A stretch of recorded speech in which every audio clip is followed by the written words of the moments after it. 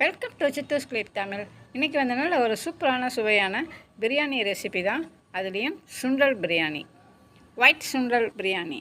இந்த வெள்ளை சுண்டல் பிரியாணி அப்படி சாதம் வந்து பார்க்குறதுக்கு, பிரியாணி சாதம் பார்க்குறதுக்கு அப்படியே வெள்ளை வெள்ளையர்னு இருக்கும். ஆனால் பக்கா டேஸ்ட்டில் இருக்கும். இப்போ இந்த வெள்ளை சுண்டல் பிரியாணி பண்ணுறதுக்கு ஒரு குக்கர் அடுப்பில் வச்சுருக்கேன். அது சூடானதுக்கப்புறம் ஒரு குழிக்கரண்டி எண்ணெய் ஊற்றிக்கிறேன். அதில் ஒரு டீஸ்பூன் நெய்யும் சேர்த்துக்கிறேன். ரெண்டும் நல்லா சூடானதுக்கப்புறம் நம்ம இந்த மசாலா பொருட்கள்லாம் போட்டுக்கலாம். அதாவது பட்டை, சோம்பு, ஏலக்காய், கடல் பாசி, பிரியாணி இலை, பெருஞ்சீரகம், இது எல்லாமே சேர்த்துக்கலாம். எந்த மசாலா பொருட்கள் என்னென்ன இருக்கோ எல்லாமே சேர்த்துக்கலாம். பிரியாணிக்கு சேர்க்குற எல்லாமே இதில் சேர்த்துக்கலாம். நல்லா பொரிஞ்சதுக்கப்புறம் சின்ன வெங்காயத்தை வந்து நல்லா தட்டிடுங்க. இல்லைன்னா மிக்சியில் போட்டு ஒரு 2 பல்ஸ் மட்டும் எடுத்திங்கன்னா போதும். நல்லா பொறுன்னு ஆயிரும். முழுசுமே நைஸாக அரைக்கக்கூடாது, பெரிய பெரிய வெங்காயமாகவும் இருக்கக்கூடாது.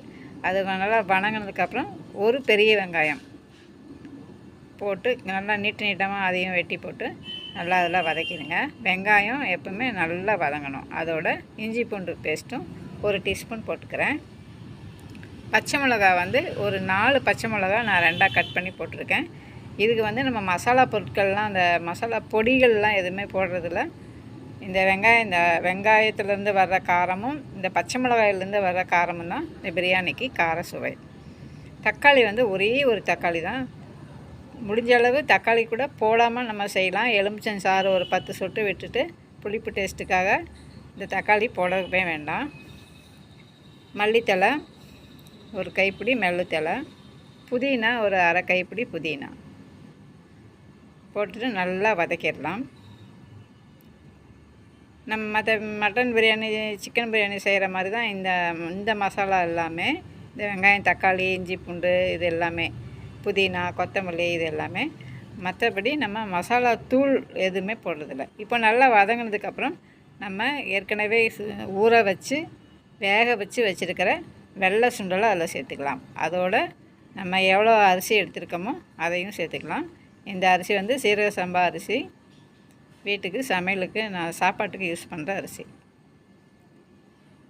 ரெண்டையுமே நல்லா கலந்து விட்டுடலாம்.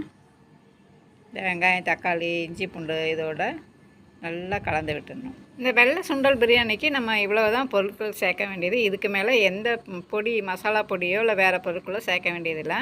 இப்போ இதுக்கு தேவையான உப்பு போட்டுக்கிறேன்.